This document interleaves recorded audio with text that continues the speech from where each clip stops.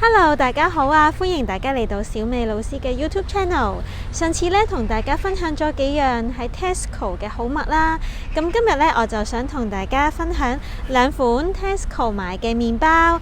咁我咧兩款都試過，喺咁多嘅麵包裏邊咧，我覺得呢兩款咧係好味同埋性價比高。咁咧大家事不宜遲，就同我一齊入去睇下啦。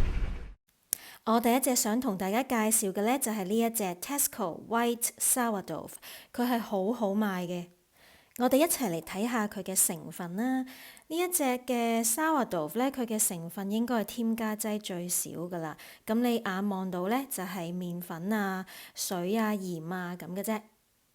大家喺 Tesco 度會見到咧，佢係成嚿用個紙袋包住，咁佢係冰嘅送嚟，咁然之後師傅咧每一日朝早就係焗翻佢，咁佢咧係可以 best before 咧係擺2日嘅，咁譬如我呢一個係6月6號嘅時候去影啦，咁就擺到可以6月7號啦，咁但係咧其實你切開咗咧，其實佢可以再擺耐啲嘅。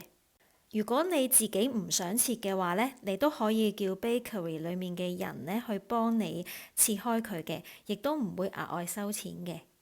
我今次咧就用呢一隻蒜蓉牛油去煎啦，咁咧就切少少落個鑊度，開細火，然之後等啲牛油溶咗咧，就放啲切好咗嘅 sourdough 落去，兩邊咧都等佢索一索少少牛油，然之後慢火煎。煎好咗就係咁噶啦，好好味噶。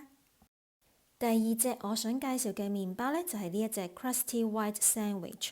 呢一隻呢，係師傅每一日朝早整嘅，佢食落去呢個感覺會比較 pure 一啲啦。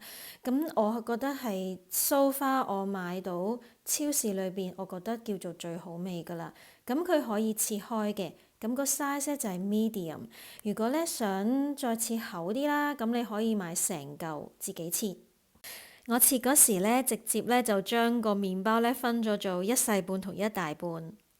細嗰半咧就放室溫，大嗰一半咧我就直接放咗落冰格。其實咧呢啲麵包係新鮮整，所以咧你咧就咁擺落去冰格，然之後到你食嘅時候攞翻出嚟看翻熱佢咧，嗰個質地咧係同新鮮係一樣嘅。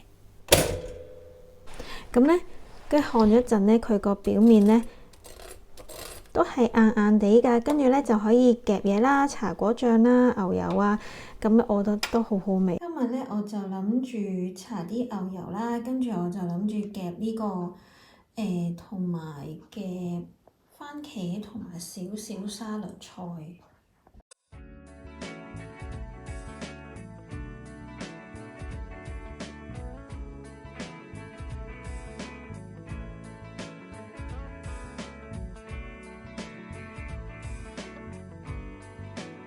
雖然我呢個咧係過咗1日，但係其實咧佢咧都仍然係好鬆軟，